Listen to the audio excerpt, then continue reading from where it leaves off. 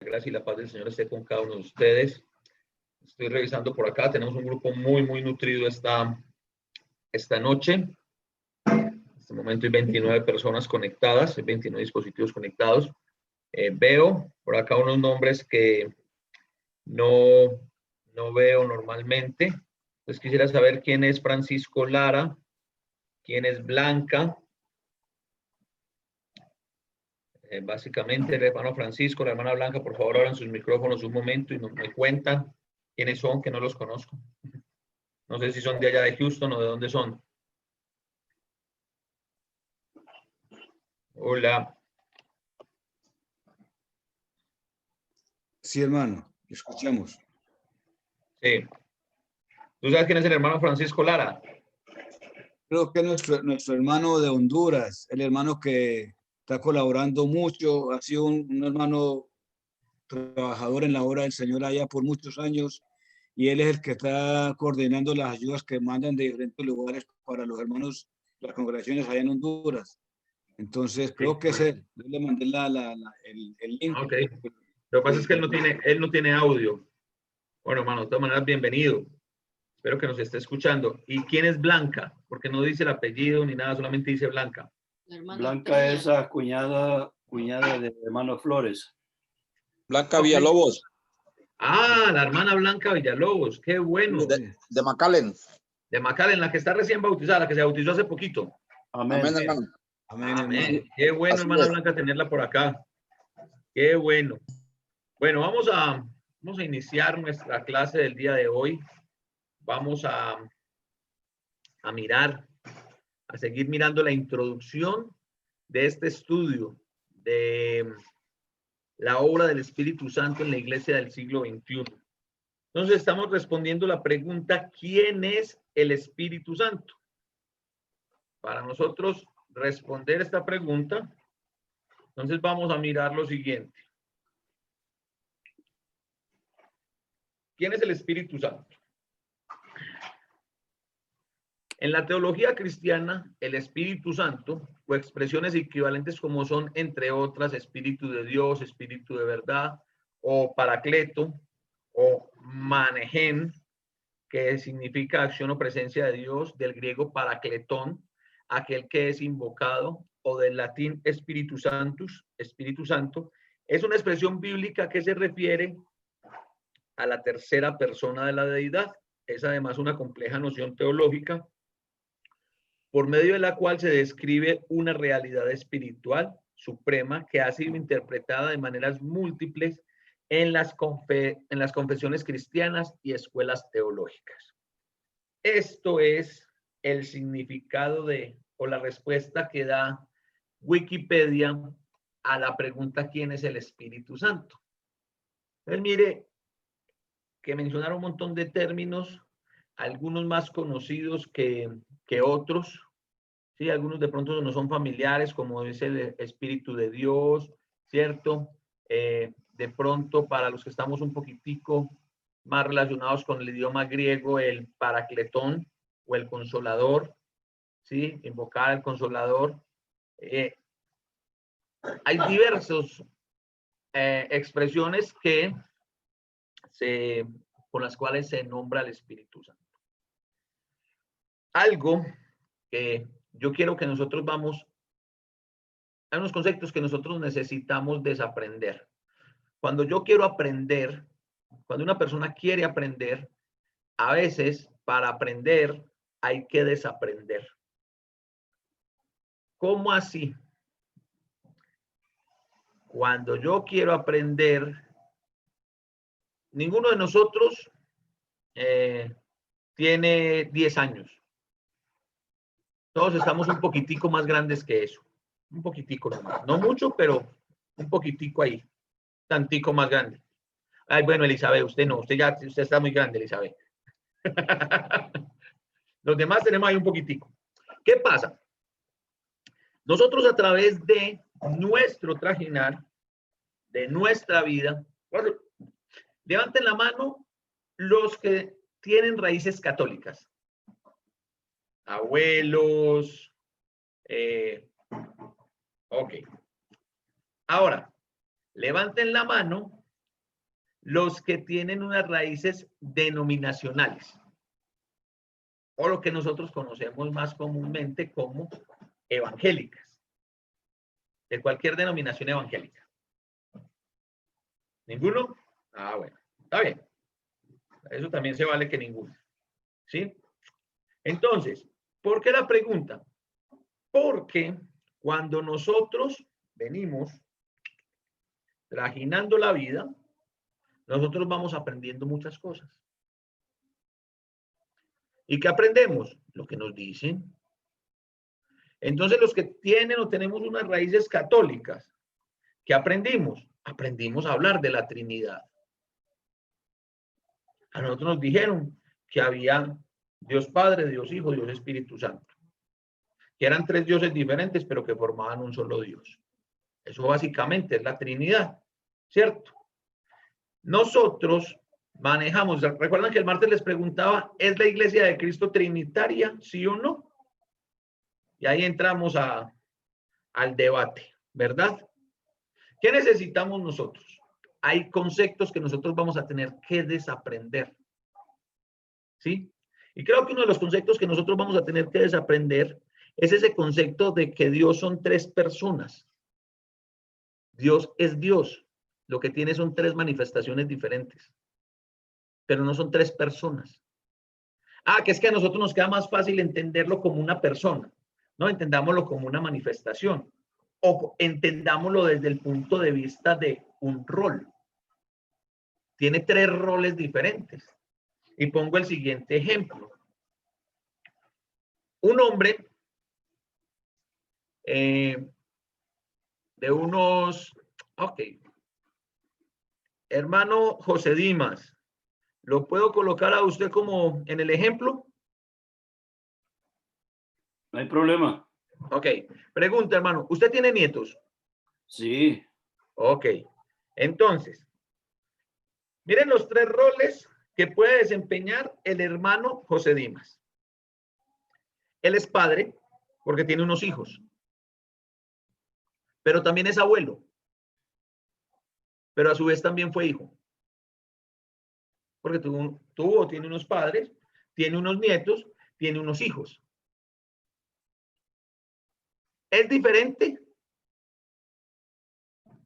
No, seguimos hablando del mismo José Dimas Velázquez, que en esos roles las cosas son muy diferentes.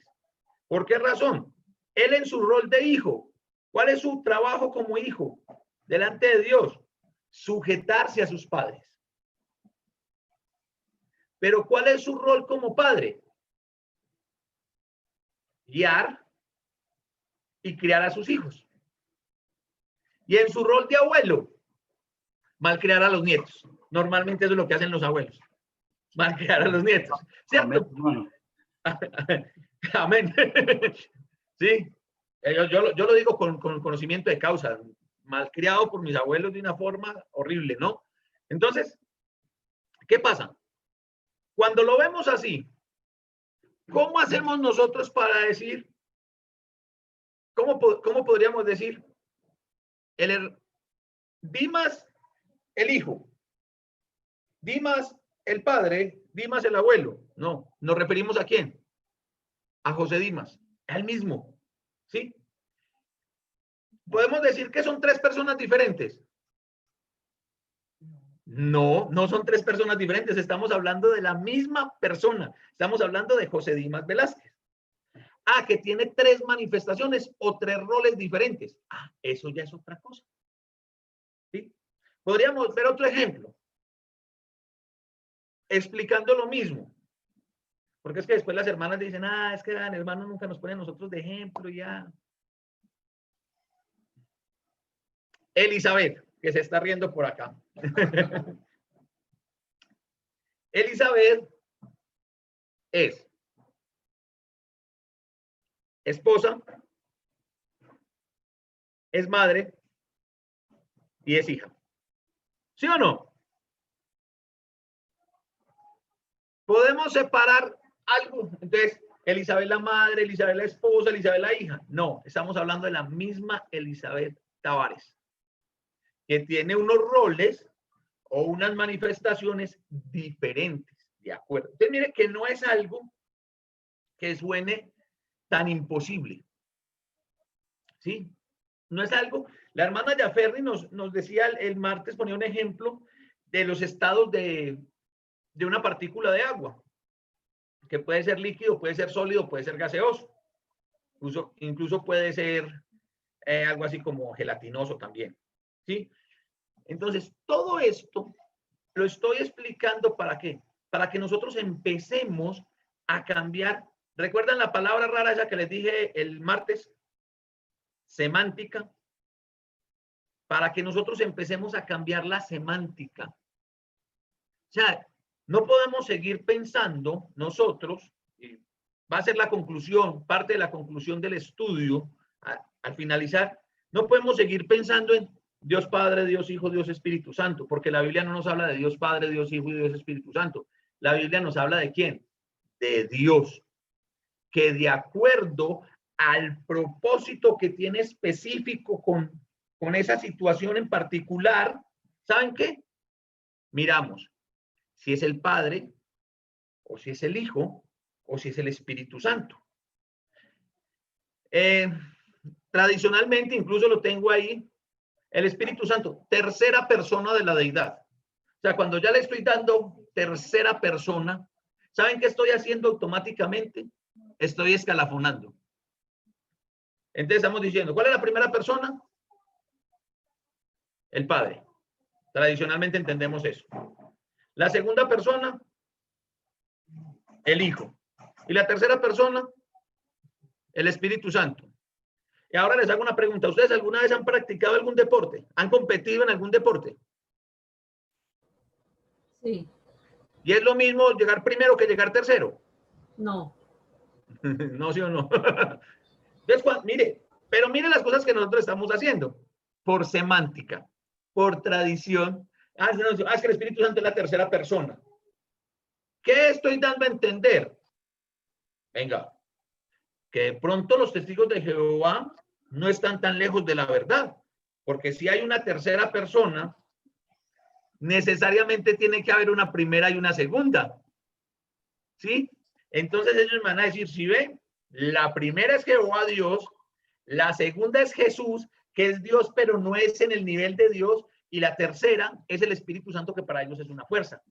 Entonces, mire a dónde nos llevan, y por eso les digo, es necesario que le pidamos a Dios sabiduría para comprender esto, para desaprender, porque necesitamos desaprender muchas cosas para poder aprender, ¿sí?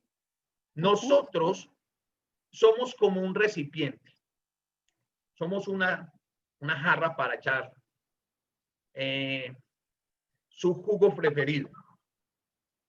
Entonces, los que me conocen a mí, saben que mi jugo preferido es, a ver, ¿quién me conoce a mí sabe cuál es mi jugo preferido? ¿Tu esposa lo conoce? ¿Cómo? ¿Su mamá lo conoce? Su mamá Sí, sabe. Oiga, qué tristeza, ni mi mamá me conoce. Jugo de marañón, jugo de marañón. ¿Tu esposa Oiga, lo conoce? ni mi mamá me conoce. El jugo de No, me quiero jugo de mora. ¿Ustedes quieren saber cuál es mi jugo preferido? El jugo de Q. El Lulo. El jugo de Coca-Cola. ¡Ah! Ese es mi jugo preferido. Yo sé que si aquí hubiese estado presente la hermana Marta Roldán, ella misma hubiera dicho una Coca-Cola vestida de novia. ¿Saben cuál es la Coca-Cola vestida de novia? Cuando está la lata de Coca-Cola así bien fría, que tiene ese velito blanco, eso es una Coca-Cola vestida de novia. Oh. Ese es mi jugo preferido.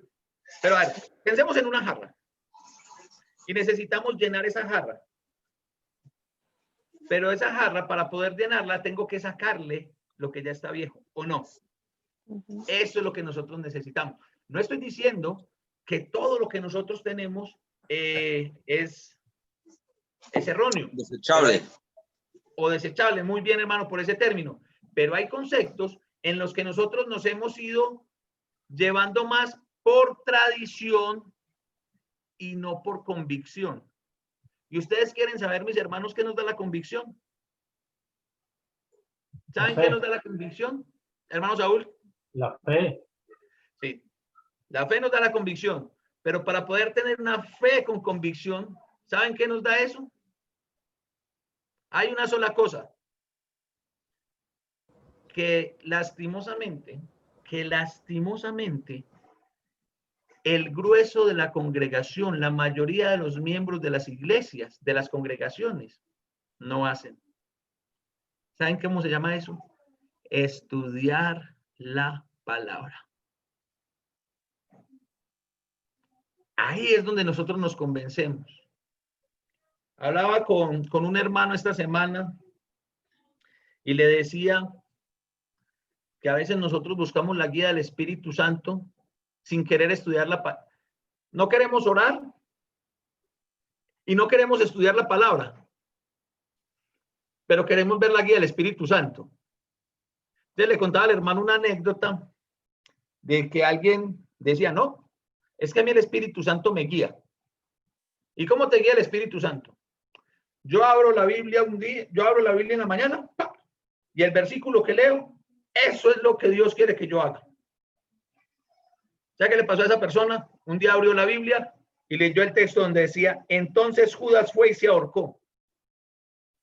Y él dijo, güey, fuera.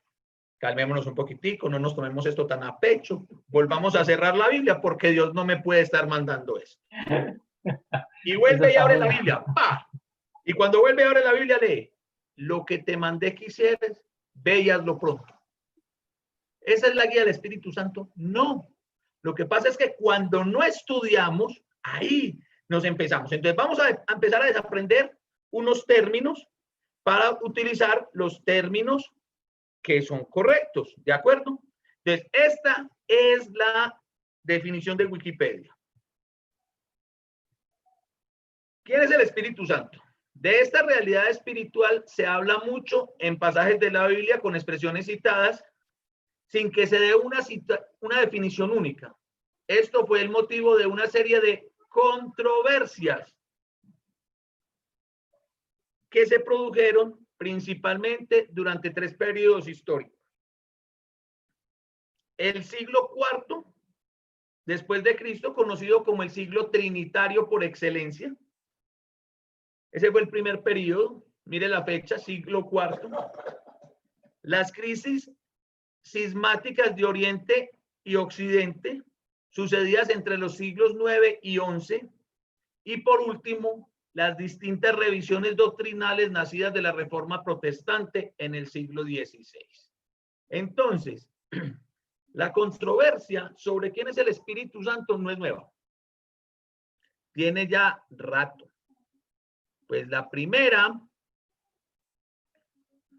controversia se dio en el siglo IV. ¿Y cómo se conoció ese siglo? ¿El siglo qué? ¿Ustedes lo escucharon? Trinitario. El siglo trinitario.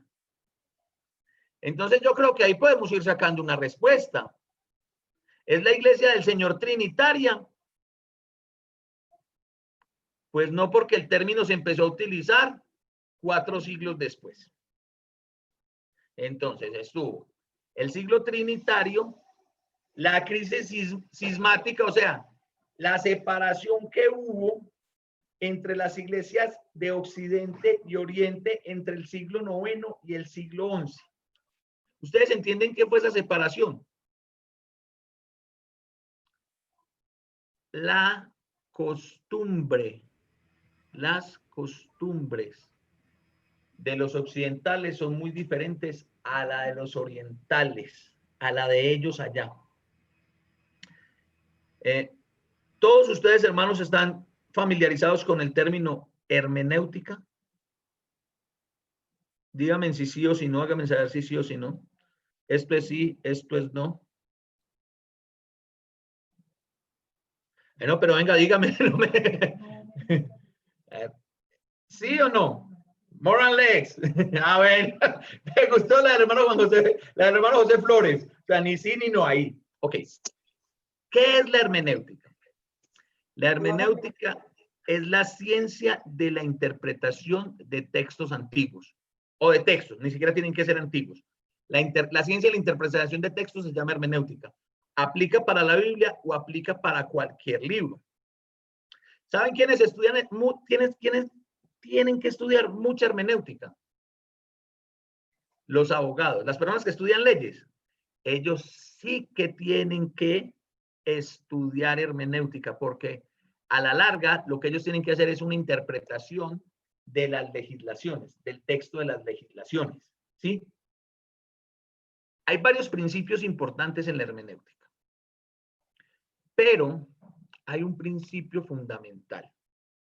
Cuando nosotros interpretamos la Biblia, nosotros tenemos que, nuestro objetivo es llegar a la exégesis. ¿Y qué es la exégesis? La exégesis es que cuando yo abro mi Biblia, en un pasaje X o Y, en el pasaje de la Biblia que a usted más le guste, dos voluntarios que me digan cuál es el pasaje de la Biblia que más les gusta, así muy rápido, dos que me digan, a mí me fascina Juan 3:16, ejemplo. Dos que me digan cuál es el pasaje de la Biblia que más les gusta. Yo, Filipenses 4:13. Filipenses 4:13. Es el mío. Ah, sí, ve. Todo lo puedo en Cristo que me fortalece. Ok. Y ese es un muy buen ejemplo y lo voy a utilizar ya enseguida. Otra persona, otro hermano, otra hermana que me diga cuál es el texto de la Biblia que más le gusta. Marcos 16:15. Marcos 16:15. Muy bien. Muchas gracias, hermano Melvin. Ok. Isaías 40:10. Isaías 40:10. Muy bien. Hermanos, les tengo noticias. Ningún texto de la Biblia, ni del Antiguo, ni del Nuevo Testamento, fue escrito directamente para nosotros hoy. O sea, no hay primera de Houston. No hay primera de Iglesia de los Colores. No hay segunda de Girardota. Eso que Pablo, que Marcos, que Isaías escribió, ¿se lo escribió a quién? A ellos. Nosotros tenemos que encontrar el principio que está allí. Y todos los textos son muy buenos, ¿cierto? Pues toda la Biblia es muy buena, pero me gustó mucho el ejemplo que colocó la hermana Diana Giraldo, Filipenses 4:13. ¿Cómo es el texto favorito de la hermana Diana y de la hermana Blady? Hermana Blady, ¿qué dice Filipenses 4:13? Todo lo puedo. Todo lo puedo en Cristo que me fortalece. Pregunto, ¿a qué aplica ese texto? Todo lo puedo en Cristo que me fortalece. A la historia que viene contando Pablo antes. Ok. Inicialmente, pero yo hoy, en la actualidad veo muchos cristianos, muchos religiosos que tienen en sus carros todo lo puedo en Cristo que me fortalece. En sus casas, en sus estados de WhatsApp, en sus estados de Facebook, ¿sí? Y están en una situación difícil y todo lo puedo en Cristo que me fortalece. Cuando yo me voy al contexto de Filipenses, creo que ninguno de los que publica todo lo puedo en Cristo que me fortalece está viviendo lo que Pablo estaba viviendo. Primero, Pablo estaba en la cárcel. Segundo, está pasando una necesidad muy difícil. Y Pablo les está diciendo a ellos, hey, ustedes me ayudaron antes, está bien si no lo pueden hacer ahora, porque yo he aprendido a vivir con escasez, con abundancia. Entonces, está hablando de eso, no está hablando de otra cosa. Eso es la exégesis del texto. Yo tengo que entender el texto como lo entendieron los hermanos en Filipo. Yo tengo que entender el texto de Marcos como lo entendieron los judíos en tiempos de Jesús. ¿Sí? Tengo que entender el texto de Isaías como lo entendía un judío en tiempos de Isaías. ¿Por qué? Porque eso inicialmente fue escrito para ellos, no para nosotros. Nosotros de ahí vamos a sacar los principios. Entonces, cuando nosotros nos acercamos a estudiar la Biblia, tenemos que hacerlo con esa mentalidad. Y tenemos que hacerlo con la mentalidad de comprender que no hay un texto, no hay un solo texto en la Biblia que sea directamente escrito para nosotros hoy, en el siglo XXI. Pero que sí están los principios. Un principio de la Biblia, el más conocido de todos. Chocolatina para que lo diga. Lo voy a decir yo. Yo mismo lo puedo decir. Juan 3:16. Muy bien, hermano Marco. Juan 3:16. Ese es un principio. El amor de Dios es un principio. ¿Sí? Alejandro, como el hermano Marco está aquí, le debe usted la chocolatina porque es complicado mandársela hasta allá. Entonces, ese es un principio. Vamos a mirar cómo es que la Biblia se refiere a este tema tan importante del Espíritu Santo. Entonces, a partir de hoy, nosotros vamos a dejar de decir que el Espíritu Santo es una de las personas de Dios, porque Dios, si lo vamos a comparar con una persona, Dios es una sola persona. El Espíritu Santo es una de las manifestaciones. Y no la coloquemos en escala de valor, primera, segunda y tercera. No, porque la Biblia tampoco lo enseña así. La Biblia dice, el Espíritu Santo es una manifestación de Dios. Cuando yo estoy hablando del Espíritu Santo, estoy hablando de Dios. Cuando yo estoy hablando de Jesús, el Hijo, estoy hablando de Dios. Y cuando estoy hablando del Padre, estoy hablando de Dios. ¿Sí? Entonces, eso es lo que nosotros necesitamos empezar a comprender. Pero miren, todo esto, entonces, en el siglo IV, esas divisiones sismáticas, esas diferencias entre el Oriente y el Occidente, ¿dónde vemos nosotros esa diferencia también muy marcada? ¿Ustedes creen que un judío entiende de la misma forma que nosotros el término hijo de Dios? No.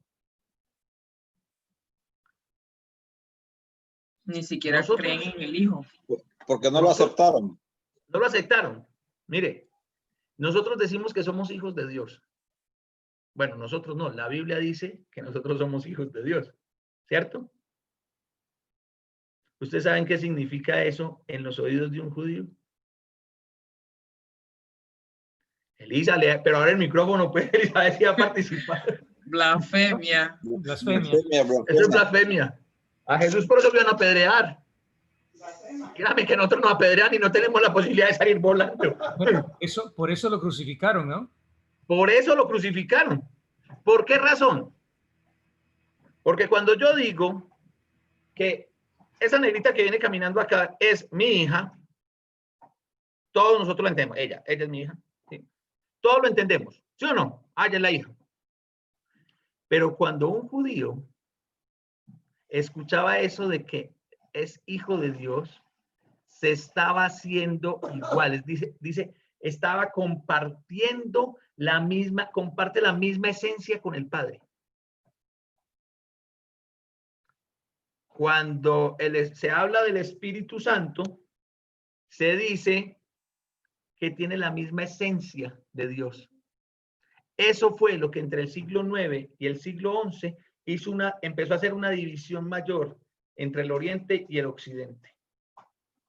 Y la tercera temporada, donde viene, y ahí sí es ahí, a partir de la Reforma Protestante en el siglo XVI, donde se le viene a dar mucha mayor relevancia al tema del Espíritu Santo, con malas interpretaciones de la Biblia, pero mayor relevancia.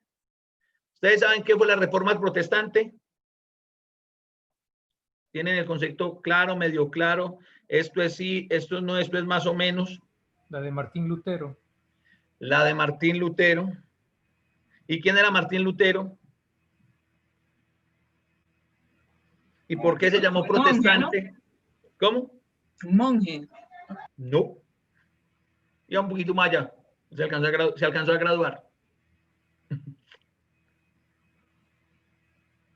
Ok. Vamos a hablar un poquitico de la reforma de la iglesia, entonces. Voy a hacer una breve reseña de la reforma protestante. En cabeza de Martín Lutero y después de Juan Calvino. Pero arranca la reforma protestante con Martín Lutero. Martín Lutero era un sacerdote católico alemán. El tipo,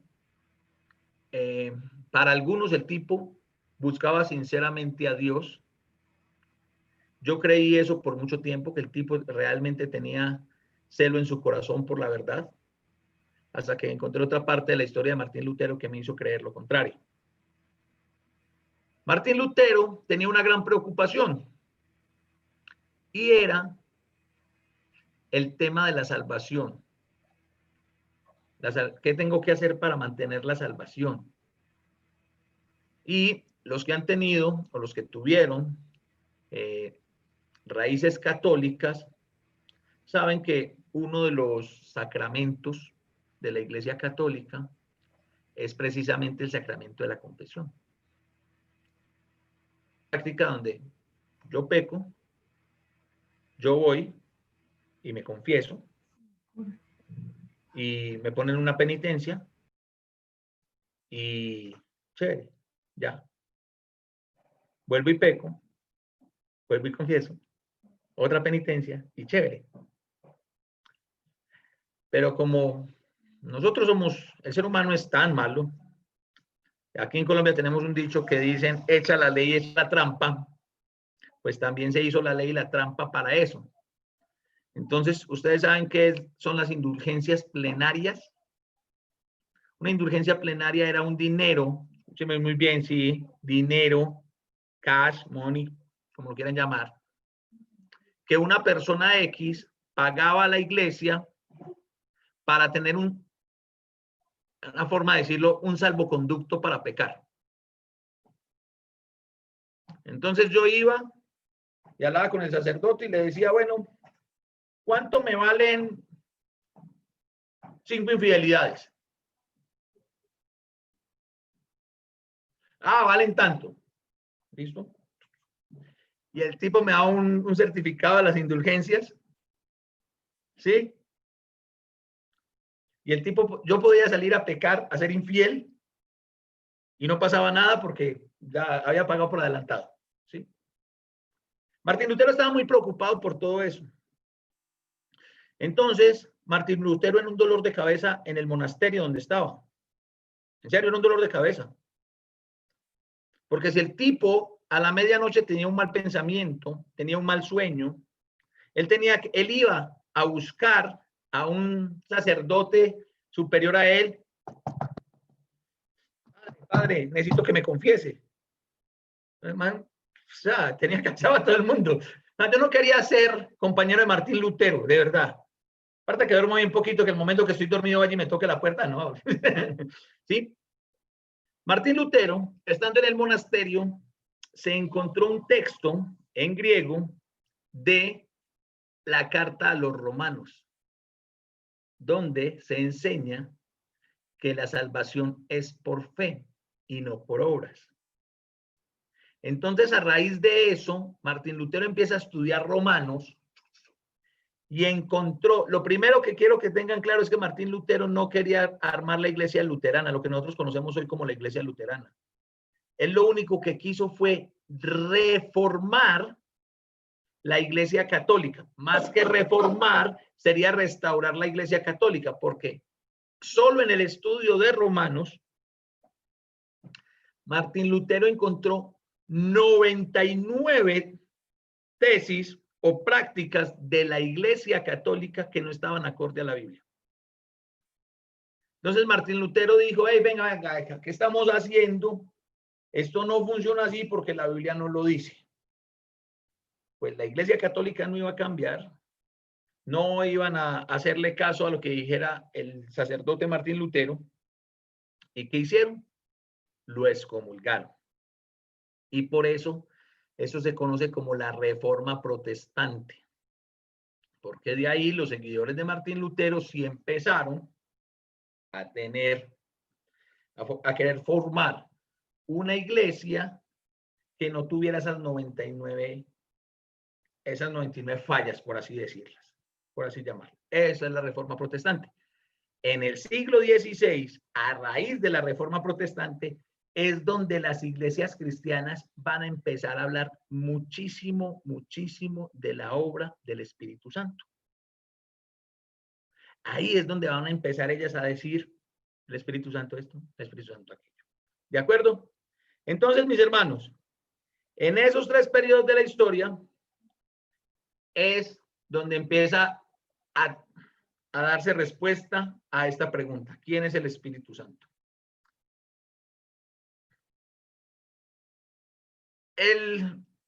en torno a la naturaleza del Espíritu Santo se sostiene básicamente en 5. ¿Qué? ¿Alguien que lo lea por mí, por favor? Lo que les voy a subrayar acá.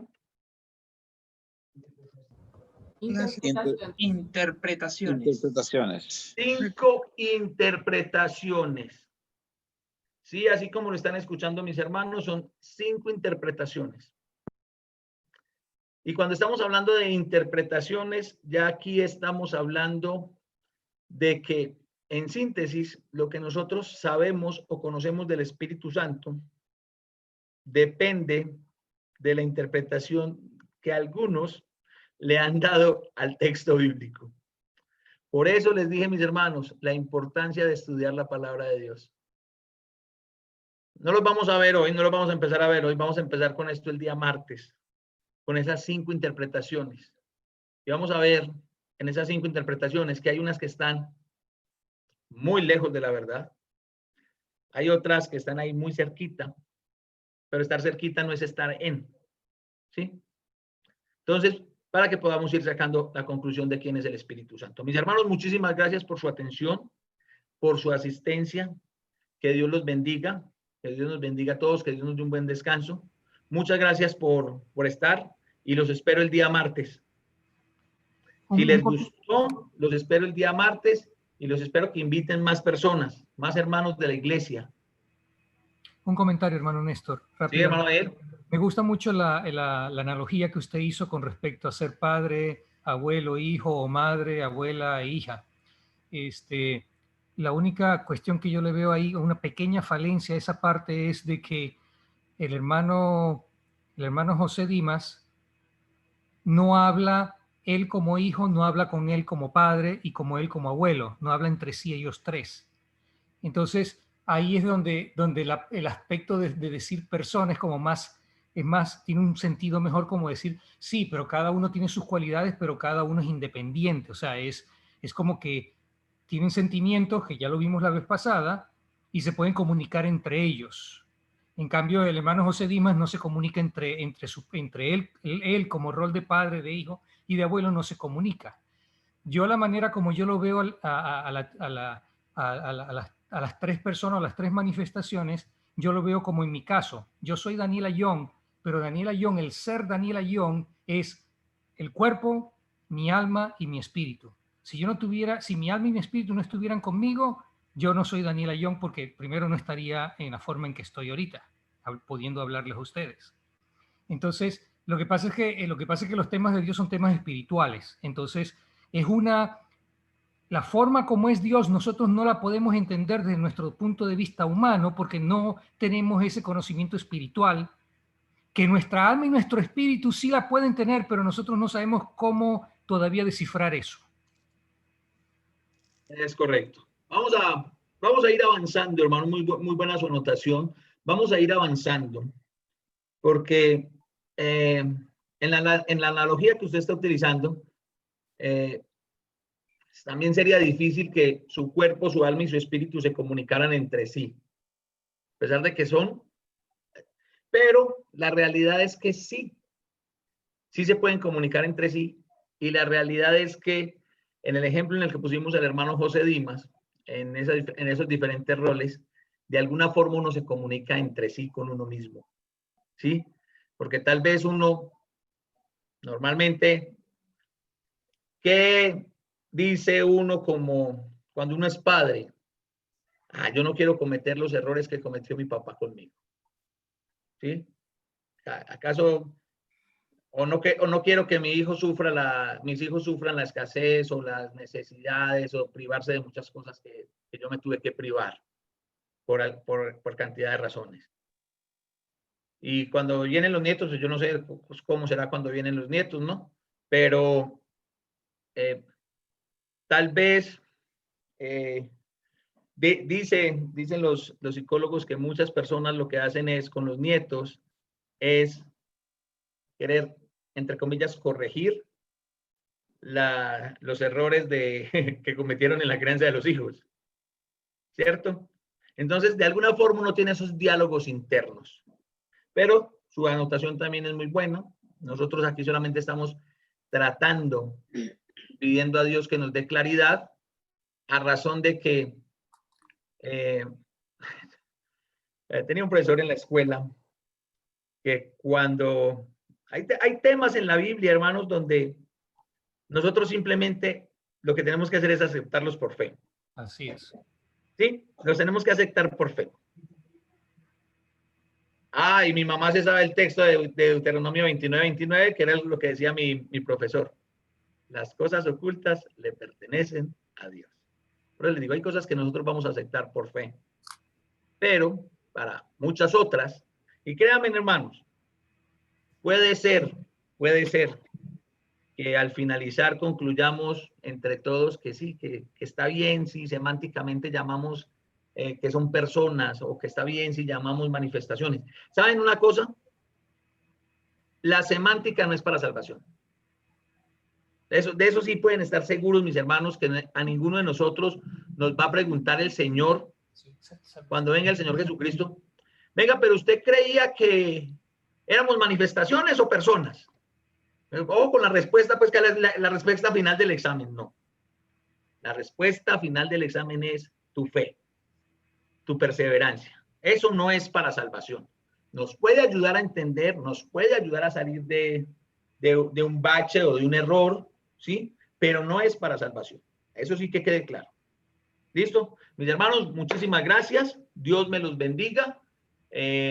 No sé, hermano Alejandro, ¿quién tiene la última oración?